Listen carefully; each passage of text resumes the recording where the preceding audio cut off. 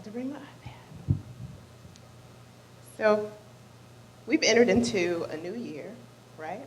And usually with the new year, we all start to kind of take inventory of our lives and think about what things need to change, maybe make some resolutions about things we'd like to be better, right? Well, the new year is a good time to do that. I do that too. But the reality is you can do that every day because God's mercies are new every morning. It doesn't just mean when the new year comes in. Every morning, God's mercies are new. So you can make a resolution every day if you wanted to. But sometimes there are things that seem to dog us year after year or day after day sometimes. And sometimes there are people in our lives that seem to consistently let the devil use them. As me and Nikki say, they let the devil ride. And you get tired of dealing with those folks. Or sometimes the circumstances just seem so overwhelming that it's just beating you down and making you feel like you're not going to make it. But a lot of stuff doesn't just change because the new year changed or because you made a resolution about it. So what are we supposed to do? Well, I'm going to digress for a minute and talk to you about my family. You guys know, most of you know, that I have 3 brothers, right?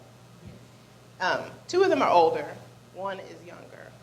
And I have always felt protected by my brothers. My parents didn't run around a lot and say, watch out for your sister. But I always felt secure. Even now, I feel that way. My little brother, ironically, is probably the most protective of me now. I'm like, you are the least able to do anything of all of my brothers, but he's the one who seems to be most protective of me now. But when I was little, in terms of standing up to other people, I would hear my brothers talk. I would hear them talk to their friends, what they told me they could do, what I actually seen them able to do.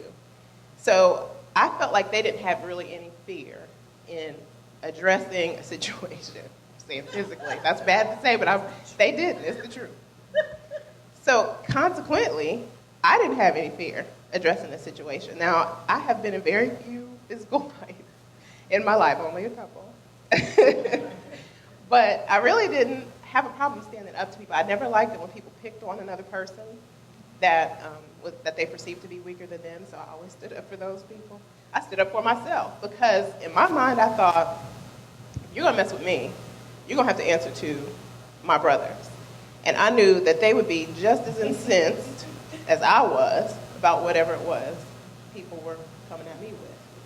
So I was able to stand up for myself. I was able to stand against things for myself and other people based on what I knew my brothers could do, because I had these older brothers that protected me. So what does that have to do with anything? Well,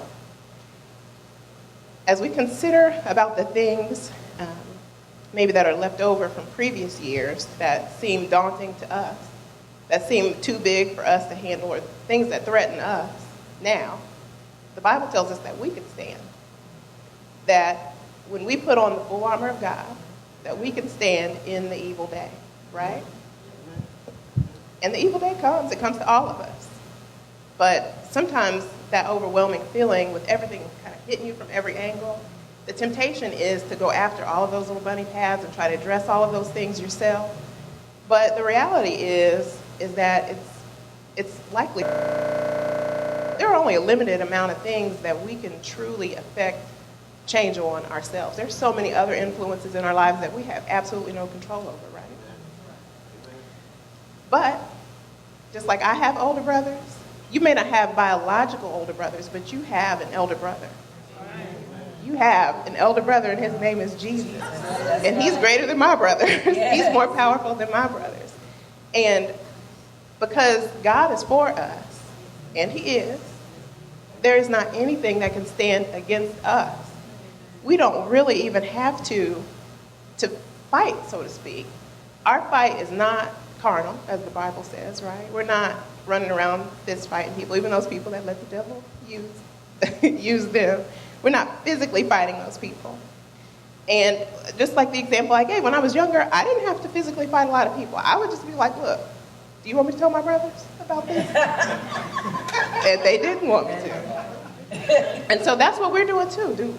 What you say to circumstances, when we stand up to those things, we're saying, do you want me to tell my elder brother about this? I don't think you do, because he will address it. Yes. You know, when I was younger, I thought I might not be able to deal with this situation, but it will get dealt with. Yes. You will get dealt with.